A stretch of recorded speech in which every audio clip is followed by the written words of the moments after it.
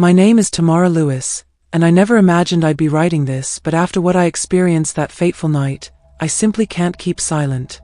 I was just an ordinary 38-year-old nurse, daughter, and wife trying my best every day, yet after my near-death experience, everything changed. That night, I nearly died, and in the brief space between life and death, I encountered Jesus in a way that rocked my understanding of history. He opened my eyes to a hidden legacy of Black people, a truth about kings, warriors, and spiritual leaders that has been buried for centuries under lies and neglect. What he showed me challenged everything I thought I knew, and today, I want to share that experience with you. That day started out just like any other. I woke up early, made a strong cup of coffee, and shared a few light-hearted moments with my husband before heading off to the hospital. The day was full of the usual routine, caring for patients, checking vital signs, and offering comforting smiles even when I felt exhausted. There was a sense of normalcy in every little detail, from the chatter in the staff room to the quiet moments in the break room. Looking back, I realize now how unremarkable that day seemed, which makes the events that followed all the more astounding. Driving home on a rainy evening, I remember the rhythmic patter of raindrops on my windshield and the soft hum of my car's engine. The streets were slick and the night was dark, a scene that felt almost cinematic in its simplicity. Suddenly, out of nowhere, blinding headlights cut through the rain. I barely had time to react. A car, clearly out of control, barreled towards me. I slammed on the brakes, my heart pounding in my chest, but the impact came too fast. In an instant, everything exploded into a cacophony of crashing metal and shattering glass.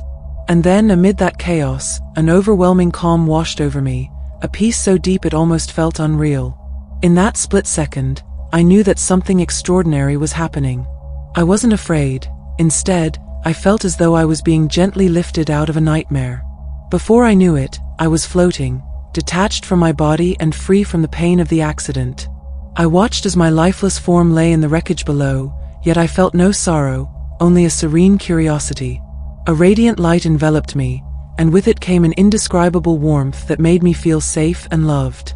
It was like stepping into a world where time didn't exist, a quiet, soft place filled with light and promise. And then I saw him. There in that luminous space, stood Jesus, more real and comforting than anything I'd ever known. He didn't look like any picture I'd seen in church. He was simply radiant, with eyes full of compassion and an embrace that made all my fears melt away.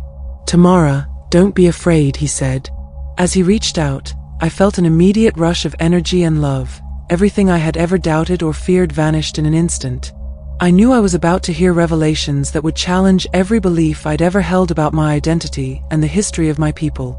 In that timeless space, Jesus led me deeper into a vision that I can only describe as a living tapestry of history, a story far richer than anything I'd ever learned. We moved beyond the confines of earthly time, and suddenly I was witnessing scenes that defied explanation.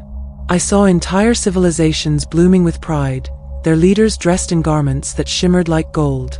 I saw Black kings and queens, not as figures of sorrow, but as majestic rulers whose wisdom and power lit up entire cities.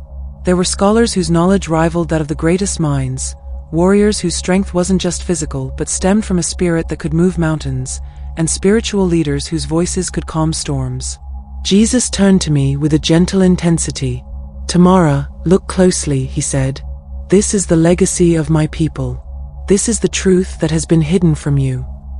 He showed me ancient scrolls, filled with stories of vibrant cultures and vast empires that once thrived on innovation, justice, and beauty. I saw images of great libraries and temples, places where knowledge was revered, and every citizen was honored for their contribution to society. It was a history that had been systematically erased, stories of triumph, creativity, and divine favor that had been buried under layers of pain and oppression.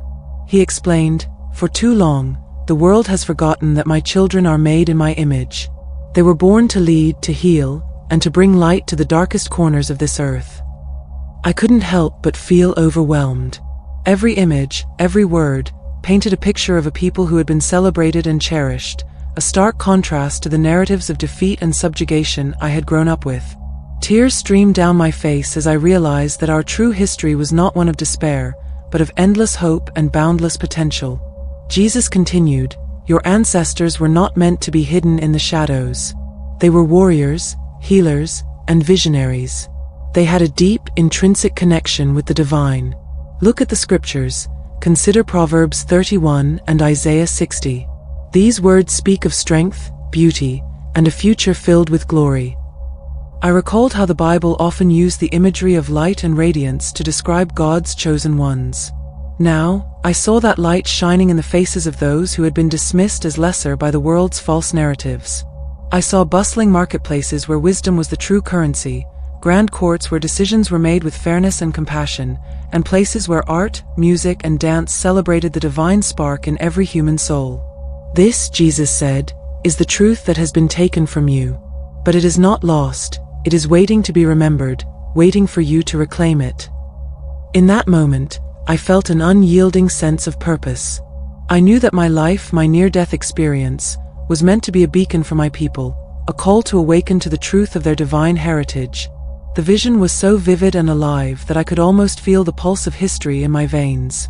I saw a lineage of strength and dignity that defied the stereotypes and lies imposed by a world that had long feared the power of black excellence. I felt the pride of a people who were, in truth, born to be kings and queens. It was a revelation that was as liberating as it was heartbreaking, for it revealed not only what had been lost, but also what could be regained. Every detail of that hidden history was a testament to the resilience and divine purpose of my ancestors, a purpose that was being deliberately suppressed until now. Jesus' words echoed in my heart. Remember, you are not defined by the scars of your past, but by the divine legacy that flows in your blood. You are a part of an eternal story, one that is written in the language of hope and redemption. I knew then that my role was not just to remember, but to spread this truth, to help my people see that the narrative they had been told was only a shadow of the reality that awaited them. After that, Jesus showed me the intimate details, connecting his revelations with the words of Scripture that have always held deep meaning for so many. Tamara, he said, the truth you witnessed is woven into the very fabric of my word. Consider Revelation 7 verse 9, where a great multitude from every nation stands before my throne, clothed in the glory of salvation. My people, your people, have always been destined for that glory. He went on to remind me of Jeremiah 29 verse 11, for I know the plans I have for you, he said, plans to prosper you and not to harm you, plans to give you hope and a future. I recalled how that verse had often comforted me during difficult times. Now, in this sacred conversation, it felt like a personal promise, an assurance that the trials of the past were just stepping stones to something far greater. Jesus then pointed to passages that many had overlooked. Look at Micah 6 verse 8, he said. Do what is right, love mercy, and walk humbly with your God. These words are not just a guide, they are a call to reclaim your heritage and live in the fullness of who you are meant to be. I felt a surge of inspiration as I thought about the power of those ancient texts. They weren't just stories or rules, they were keys to unlocking a history of dignity and strength. Our conversation felt like a long, heartfelt heart-to-heart with an old friend. Jesus explained that the enemy had deliberately hidden these truths, twisting and distorting the scriptures to serve a narrative of oppression. They have buried the real message in layers of lies, but the light of truth can never be snuffed out, he said. I listened intently as he recounted how prophets of old had spoken of a time when the hidden truths would rise up like a mighty river, washing away the falsehoods of the past. He shared a prophecy that struck a chord in me. Isaiah 60 speaks of a day when nations will come to your light, Jesus said. That is the day of awakening, when you will realize that your true history is not one of despair, but of immense beauty and divine purpose. I could almost see that day coming, a future where the darkness of deception would be replaced by a radiant, unstoppable truth. Throughout our dialogue, Jesus wove together practical advice and prophetic insight. He urged me to dive deep into the scriptures, to look beyond the surface and find the hidden meanings that had been neglected for far too long. Study the parables, the prophecies, the Psalms, he encouraged. Every word has the power to guide you back to your true identity. I promised myself then that I would not let these words fade away, I would share them with everyone I met. There were moments when our conversation turned personal, and I asked him about my own journey. Lord, I said, how do I keep this truth alive in a world that constantly tells me otherwise? Jesus smiled, a look that conveyed both understanding and firm resolve. Keep your heart open and your mind sharp. Surround yourself with those who seek truth, and never let anyone convince you that your worth is measured by the lies of this world. Suddenly at that moment, I realized that the scriptures were not static relics of the past. They were living, breathing guides meant to lead us into a future of hope and renewal. And as I sat there, bathed in the gentle glow of divine truth, I felt an overwhelming certainty that the restoration of our true history was not just a possibility, but an imminent reality. Then Jesus explained that the world we see, a world steeped in injustice, manipulation, and division, was the result of a deliberate spiritual battle. Tamara, he said, the enemy isn't just a force of nature, he is a master of deception. He has woven lies into the very fabric of society, distorting history, perverting the truth, and convincing people that your worth is less than it truly is. I listened, heart pounding, as he painted a picture of a hidden war. Think about Ephesians 6, he continued. The armor of God isn't just for show, it is your protection against the very tactics the enemy uses. He uses media, education, and even twisted religious teachings to keep you in a state of inferiority. He wants you to believe that you are defined by suffering and oppression. Jesus shared vivid images of how the enemy's lies had taken root over centuries. I saw in my mind's eye the dark corners of history where proud, brilliant cultures were pushed into the shadows, their true stories rewritten to serve an agenda of control. Your people were not meant to be subjugated, he said. They were born to shine, to lead, to heal. But the enemy used every tool at his disposal, division, misinformation, and even false prophets, to steal that truth away. I felt a mix of anger and sorrow as I realized the extent of the deception. Lord, why would anyone allow such a thing to happen? I asked. Jesus replied, because the enemy fears the power of truth. The more you know who you really are, the harder it becomes for him to keep you under control. The scriptures remind us in Psalm 82 that even among the forces of darkness, justice will prevail. You must remember that you are not defined by the scars of oppression, but by the divine light within you. He continued, every lie, every false narrative, is a chain that binds you to a history of pain. But know this, I have come to break those chains. Stand firm in my word, and let it be your shield. As he spoke, I recalled the familiar verses of Romans 8 and Hebrews 11, which celebrated faith that could move mountains. In that moment, I knew that the strength to overcome these spiritual battles lay in the unyielding truth of our divine heritage. You must awaken to the reality that the enemy's tactics are designed to keep you in darkness. Let the light of truth, as revealed in my word, shine through you, Jesus said. Question everything that has been taught to you, test it against the everlasting truth of the scriptures. I learned that the fight against deception was an ongoing battle, a battle that required constant vigilance, unwavering faith, and the courage to challenge every falsehood. And as I sat there, absorbing every word, I felt my resolve harden. I would no longer be a passive recipient of a skewed history. I would stand tall and declare the truth, knowing that the divine light within me was stronger than any lie the enemy could muster.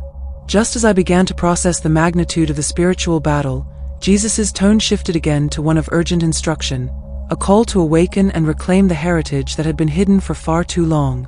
Tamara, he said, the time has come for you to rise. Your journey does not end with this vision, it's only the beginning. You and all my children are meant to be leaders in this new dawn of truth. He laid out a plan for spiritual awakening that was both simple and profound. Start with my word, Jesus urged. Read Isaiah 58 and let it remind you that true fasting is about freeing the oppressed, about breaking the chains that bind you. Meditate on Matthew 5 and remember that the meek are promised the kingdom of heaven. Let these words be the foundation of your rebellion against the lies that have held you captive. I listened as if every syllable were a sacred command. Jesus stressed the importance of community too. You must gather with others who hunger for truth, he explained. Form prayer circles, hold study groups, and never let anyone tell you that your heritage is a burden. Instead, see it as the glorious inheritance it is. Just as Joshua 1 verse 9 calls you to be strong and courageous, so too must you face the challenges ahead with unwavering faith. I remember feeling an overwhelming sense of responsibility, an urge to carry this divine mandate into the world. I'll do it, Lord, I whispered, more to myself than to him. I'll share this truth, no matter how hard it might be. Jesus nodded. That's right, Tamara. Your mission is not to conform to the lies of the world, but to be the light that guides others back to the truth. Embrace your identity, and know that every step you take in faith weakens the grip of deception. He spoke of practical steps. Start each day with prayer, study the scriptures not just for comfort but for revelation, and challenge every narrative that tells you otherwise. Look at the story of David, he said, drawing on familiar biblical history. He was just a shepherd boy, yet he faced giants with nothing but his faith.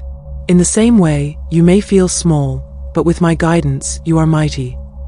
I smiled at that image, feeling a kinship with a long-forgotten hero whose courage still resonated within me. Jesus continued, every time you share these truths, every time you stand up and say, "This is who I am," you chip away at the enemy's fortress of lies. Do not be discouraged by setbacks, for my promise in Jeremiah 29 verse 11 assures you that there is a future filled with hope and promise waiting for you. As we talked, I began to see the future laid out before me.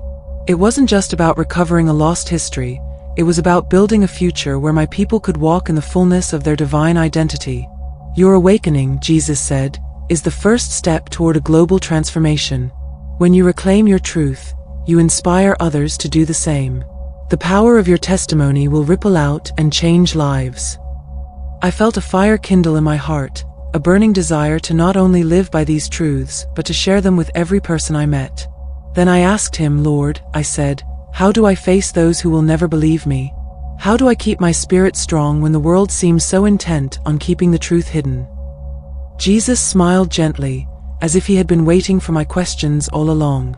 Tamara, remember that every challenge is an opportunity to shine, he replied.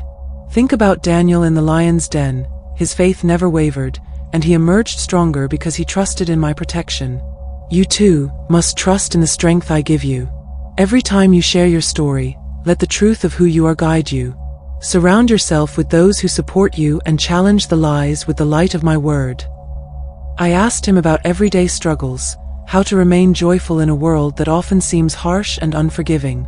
Look at the Psalms, Jesus said, for they remind you that even in times of despair, I am your refuge. Psalm 23 tells you that I lead you beside still waters and restore your soul. When life gets overwhelming, let that assurance fill you with peace. I couldn't help but think of moments when I'd felt completely alone, and now his words reminded me that even in solitude, I was never abandoned. Our conversation turned to practical guidance as well. Jesus encouraged me to write down my thoughts, to record my journey so that others might see the light through my experiences. Document your struggles and your victories, he advised. Let your words be a testament to the power of truth and faith. When people read your story, let them see that even in the midst of chaos, there is hope. I promised him I would, vowing to keep a journal of every insight, every revelation, every little victory over doubt. He also spoke about forgiveness, of forgiving those who perpetuate the lies and hurt you, not for their sake but to free your own spirit. Remember the words of Matthew 5 verse 44, he said, love your enemies and pray for those who persecute you. Not because they deserve it, but because in forgiveness lies the power to break the cycle of pain. I felt the weight of so many years of anger lift off my shoulders as I listened, understanding that forgiveness was a strength, not a weakness. As our conversation deepened, Jesus shared stories of everyday heroes, people who had dared to defy the oppressive narratives and stand up for the truth. He talked about mothers who raised their children with pride in their heritage, about community leaders who gathered in secret to pass down the stories of old, and about ordinary people who, in small yet powerful ways, resisted the tide of lies. Your journey, Tamara, is part of that great tapestry, he said. Every act of courage, every time you choose truth over comfort, you are contributing to a legacy that will shine for generations. But my conversation with Jesus didn't end there. In those lingering moments before the vision began to shift again, he shared what I can only describe as the final piece of the divine puzzle, a message that would solidify my commitment and set the course for the rest of my life. Tamara, he said, your journey is far from over. There is a time coming when the truth you carry will ignite a transformation not just in your heart, but in the hearts of millions around the world. He went on to reveal a vision of the future, a future where the suppressed heritage of Black people would no longer be hidden but celebrated openly. Imagine, he said, A world where every black child grows up knowing their worth, where every community thrives on the strength of its ancestry, and where the light of my word guides you all toward justice and unity.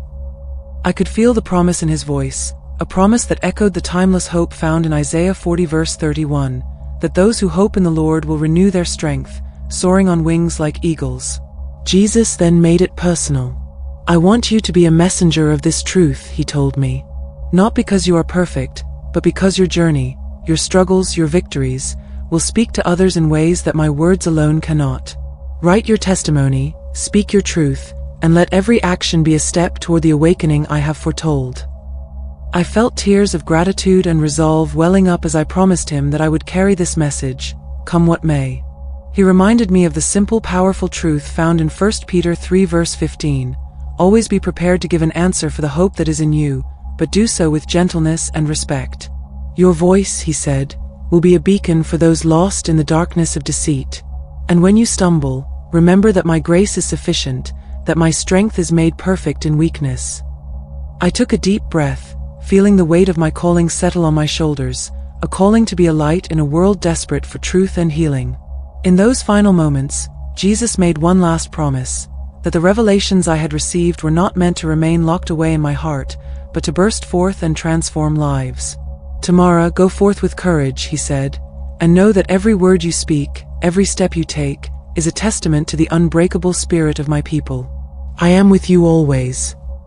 Then, as suddenly as it had all begun, I felt the luminous vision start to fade. The radiant garden, the profound conversations, and the overwhelming sense of divine purpose, all began to dissolve into a gentle pull. I felt myself being drawn back to the world I had momentarily left behind.